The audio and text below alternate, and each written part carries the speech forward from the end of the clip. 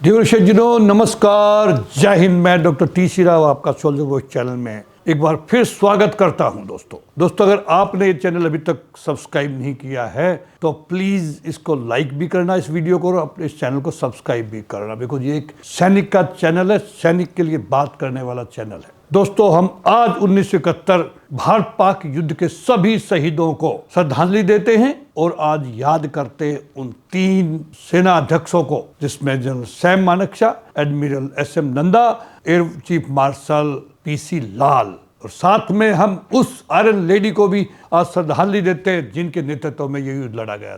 दोस्तों 1971 का भारत पाक युद्ध आक्रमण नहीं था, ये न्याय और बांग्लादेश की मुक्ति की लड़ाई थी। दोस्तों based on the book the war of justice, aggression but liberation.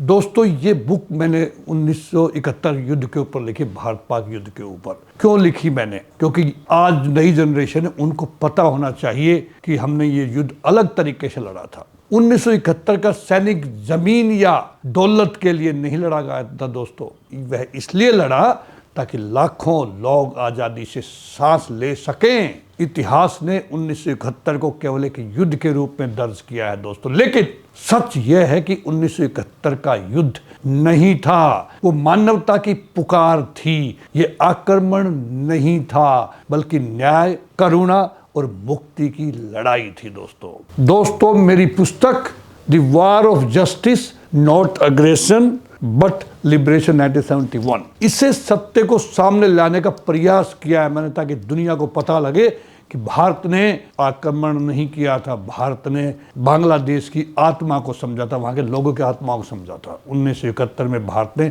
हथियार इसलिए नहीं उठाए कि वो जमीन चाहता था, कब्जा करना चाहता था, नो, या कश्मीर के लिए था, ये भी नहीं, बल्कि इसलिए क्योंकि मानवता करहा रही थी और एक पूरा राष्ट्र जन्म लेने को तड़प रहा था। 1971 से पहले पूर्वी पाकिस्तान, आज का बांग्लादेश, पाकिस्तानी सेना की बर्बरता का शिकार हो रहा था। ऑपरेशन सर्चलाइट के तहत लाखों निर्दोष नागरिक मारे गए, महिलाओं का बलात्कार हुआ, बुद्धिजीवियों को चुन चुन कर खत्म कर दिया गया। लगभग 1 करोड़ शरणार्थी भारत में आ गए थे, जिससे भारत पर भारी आर्थिक और सामाजिक दबाव पड़ा था दोस्तों भारत ने युद्ध नहीं चाहा, भारत ने कूटनीति अपनाई, विश्व को चेताया, सभी टॉप लीडर्स को इन्फॉर्म किया, लेकिन जब विश्व मौन रहा इसके ऊपर, तब भारत ने मानवता का पक्ष चुना और यह युद्ध भारत की मजबूरी नहीं, भारत का नैतिक कर्तव्य था, एक अच्छा पड़ोसी होने के नाते। 3 दिसंबर 1971 को पाकिस्तान ने भारत पर हमला किया।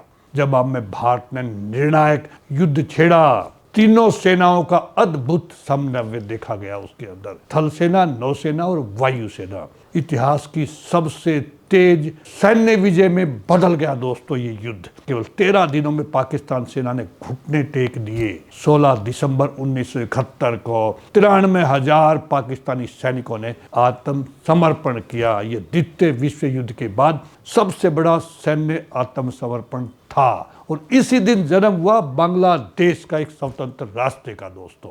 अगर ये आक्रमण होता तो भारत बांग्लादेश पर कब्जा कर सकता था या कर लेता, लेकिन भारत ने सत्ता नहीं ली, संसाधन नहीं लूटे, सीमाएं नहीं बदली, भारत ने केवल न्याय दिया और लौट आया, क्योंकि भारत पंचशील सिद्धांतों में यकीन करता है, पीसफुल कोएग्जिस्टेंस में भरोसा जताता है कि भारत के नेताओं ने ही 1961 में दुनिया को पंचशील का सिद्धांत दिया, जिससे नॉन लाइन मूवमेंट स्थापित किया गया था नेहरू जी की अध्यक्षता में दोस्तों।